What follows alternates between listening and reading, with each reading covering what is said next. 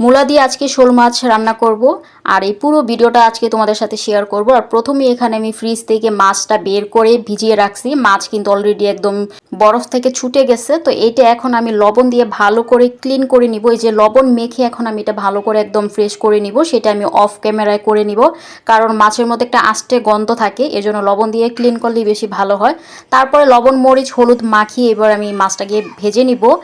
তো প্রথমে এই যে মাছটা মানে তেলটা আমি একদম গরম করে নিছি আর কড়াইটাও গরম করে নিছি। এবার একটা একটা করে মাছের সবগুলো টুকরা দিয়ে দিব। তারপরে এখানে কিন্তু ডাল আমি আগেই বসে রেখেছিলাম, এই ডালটা কিন্তু হয়ে গেছে। এখন আমি ওই ডালটা নামিয়ে ভাত বসায় দিব। আর এই যে দেখতে পাচ্ছ মাছ ভাজা কিন্তু একদম হয়ে গেছে, কত লাল লাল করে কিন্তু মাছগুলো একদম ভেজে নিছি, দেখতে অনেক সুন্দর লাগতেছে। তবে এটা ভুনা করে রান্না করলে হয়তো খেতে খেতে বেশি মজা লাগবে। কিন্তু আজকে আমি মূলা দিয়ে রান্না করব, কারণ বাসার মধ্যে মূলা ছিল 3টা না 4টার মতো। তো সেগুলো দেখতেছি যে একদম মানে নষ্ট নষ্ট হয়ে যাইতেছে। পরে ভাবলাম যে মূলাটা দিয়েই রান্না করি। তো আজকে এর জন্য আর ভুনা টুনা কিছু করি নি। এই যে এখানে আমি মূলাগুলো একদম খোসা ছাড়িয়ে নিচ্ছি। একদম কেমন জানি হয়ে গেছে, অনেক অনেক দিন আগে এই মূলাগুলো বাসায় নিয়ে আসছিল, আমি মানে রান্না টান্না করি নাই। তারপরে এখানে পেঁয়াজ টিয়াজ এগুলো কেটে নিছি, যেহেতু মাছটা একটু গোল গোল টাইপের করে কাটা। তো এখানে আমি আজকে এই মূলাগুলো একদম একটু গোল গোল করে কেটেছি, একটু ডিজাইন করে। তো এখানে একটা কড়াইয়ের ভিতর পেঁয়াজ কুচি দিয়ে দিলাম। এবার পেঁয়াজটাকে একটু নরম নরম করে ভেজে নিব। তারপরে এই যে ভাত কিন্তু এখানে অলরেডি মানে ফুটে গেছে। একটু পরে আর কি ভাতের মার গেড়ে ফেলবো। আর এখানে যে হলুদ মরিচের গুঁড়া মানে যা যা মশলা দেওয়ার এগুলো দিয়ে আর কি মশলাটা ভালো করে কষিয়ে নিব। আর আমি খালি হলুদ আর মরিচের গুঁড়া দিয়ে আর কি রান্নাটা করি। আর এখানে এই যে মশলা কষানোর ভিতর আমি মূলাটা দিয়ে দিব। তারপর মূলাটা আমি অনেকক্ষণ সময় নিয়ে কষেছি। তারপরে কষানো মূলার মধ্যে এই যে মাছগুলোও দিয়ে দিছি। তো মোটামুটি রান্না কিন্তু একদম কাছাকাছি পর্যায়ে।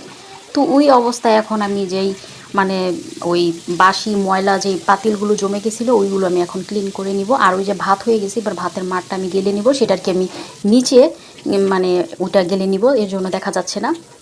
আর এই যে এখন ওই জায়গাগুলো আমি ক্লিন করে নিব।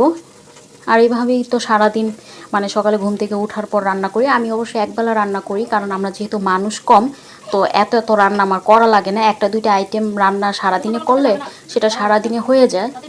তো এখন এই ক্লিন করে রাখবো। তারপরে যে মেয়ের কাপড় টাপড় আমি এখানে ভিজিয়ে রাখছি, এগুলো আমি এখন ধুয়ে তারপরে বারান্দা আর কি শুকাতে দিব।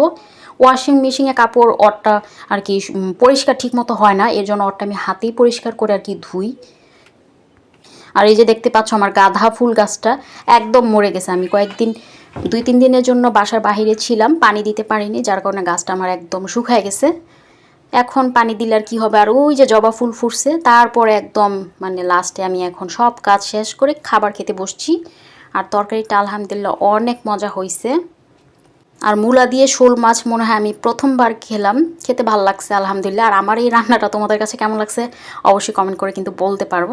তারপরে এই ডালটা নিয়ে নিলাম, আর ডালটাও অনেক মজা হয়েছে। ডালের ভিতর কিন্তু আজকে টমেটো কাঁচামরিচ ধনিয়া পাতা কিছুই দেইনি, একদম নর্মাল ওয়েতেই ডালটা রান্না করছি, তবে খেতে আলহামদুলিল্লাহ অনেক মজা হয়েছে।